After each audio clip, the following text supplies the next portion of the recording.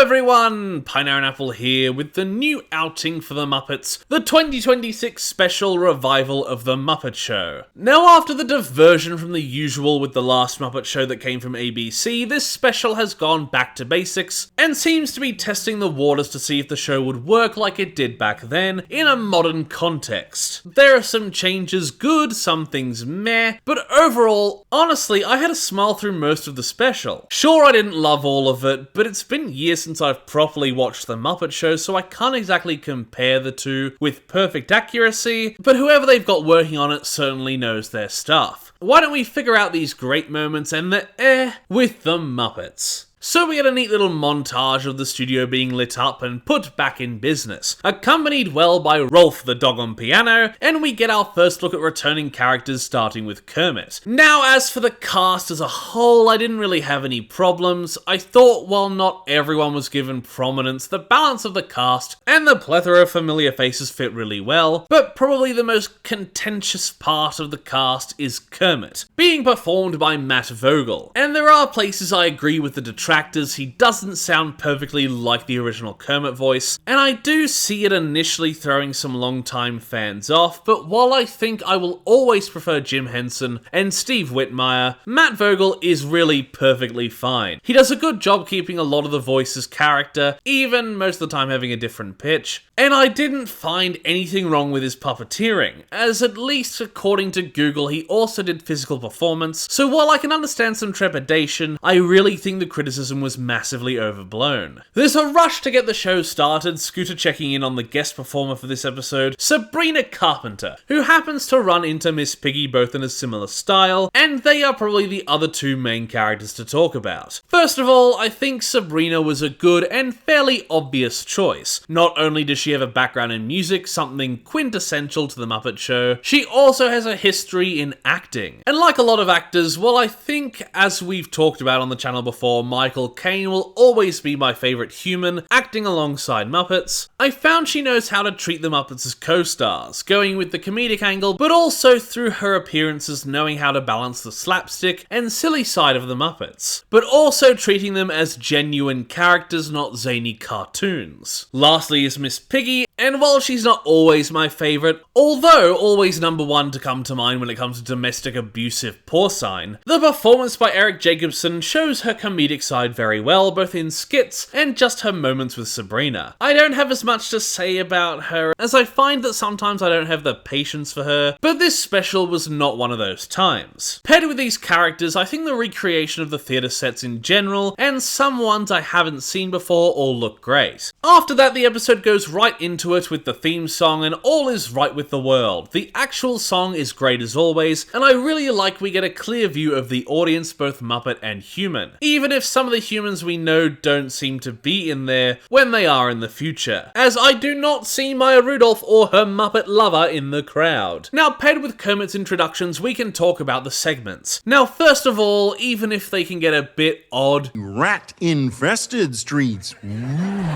The intermissions by Kermit, especially the bits that come along with Statler and Waldorf, are pretty good. And our first segment is Sabrina performing her song Man-Child, along with a great group of backup singers, some chickens. So the chickens are a perfect comedic choice, and having Sabrina perform a recent hit was good in performance, but whatever your opinion on her or her music is, Man-Child is not in my top 3 for her. The song was a good recent pop culture choice, and her mix between the singing performance and getting the slapstick in during it is pretty good. I think she figured out how to play the balance perfectly. So while the chicken joke doesn't work that well for me, the detail of her getting a feathery dress caps it off well. With an appearance from Fozzie the Swedish Chef and Robin the Frog, we get the B story. Kermit overbooked, and I'm not that interested. The final number with its message and some jokes in between are entertaining, but I can't say I was very engaged, even when Fozzie does his bit with Seth Rogen, but they do hold up comedically. Next up is a running joke with Gonzo, where he recites the Best Supporting Actress award winners, and popping up multiple times, I had a giggle out of it and the initial set piece, but can't say it's the best. Then it feels like I'm watching Bridget fidgeting again as we get into the Regency skit with pigs in wigs. And between Piggy's constant humiliation and Pepe, I got a lot of laughs. Next up is Rizzo, a crew of rats and a pigeon just straight up performing Blinding Lights by The Weeknd, which is unironically a far better performance than we got from The Weeknd the last time he was on the channel with Hurry Up Tomorrow. All we need is an episode of The Muppet Show featuring Jenna Ortega, and we'll have come full circle.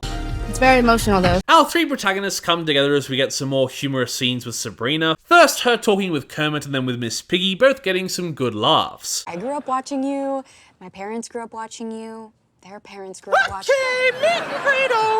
Both the Muppets and Sabrina playing the interaction straight-faced really well. And a second date with... Really? He's single? No.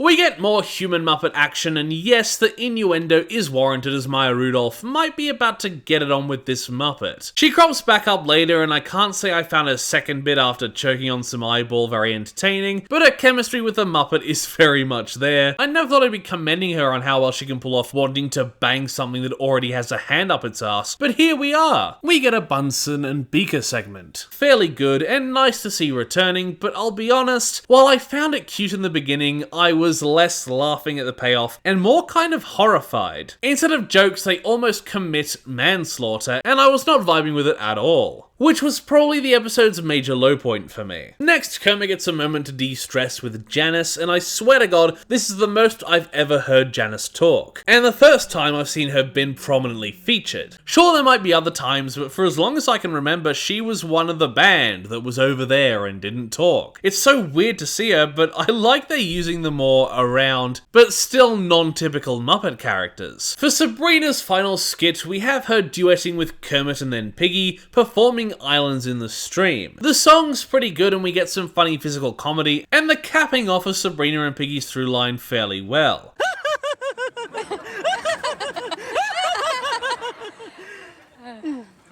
Finally, the show gets wrapped up with one last act, Kermit nicely coming to the decision to include everyone in one final number, and it's certainly not my favourite version of Queen's Don't Stop Me Now, but I felt like it capped the special off well in a feel-good way. But I think I did find Seth Rogen's final word funnier. Never even seen that guy. That guy's not canon. Strangely, we get played out by the band and the old men get a final word in, and morbidly, I think Statler is about to have a heart attack. What the fuck? I'm all for an adult joke in the Muppets, but don't put that in there. So apart from that disturbing ending, The Muppet Show 2026 was a pretty solid pilot, using Sabrina's popularity but also history and acting well, giving good musical numbers, most of the skits were quite good, and did well to capture the right tonal comedy for the Muppets. You know, apart from the ending. Seriously, what the hell was that? I'm still really hung up on it. Anyway, I don't feel like I can accurately give this a number rating, but it's a solid half hour of comedy I can easily recommend, and I hope the series gets picked up properly. Thank you everybody for watching my review of this Muppet Show special. Please like the video if you liked it, comment down below if you wish, consider subscribing to the channel, and if you do, ring the notification bell so that you're told every single time that I make an upload. Once again, thank you for watching, and I will see you in the next review. Bye! Toast. A little piece of toast. Because there's so much to choose from. There's brown bread, white bread, all sorts of wholemeal bread. It comes in funny packages with writing on the side.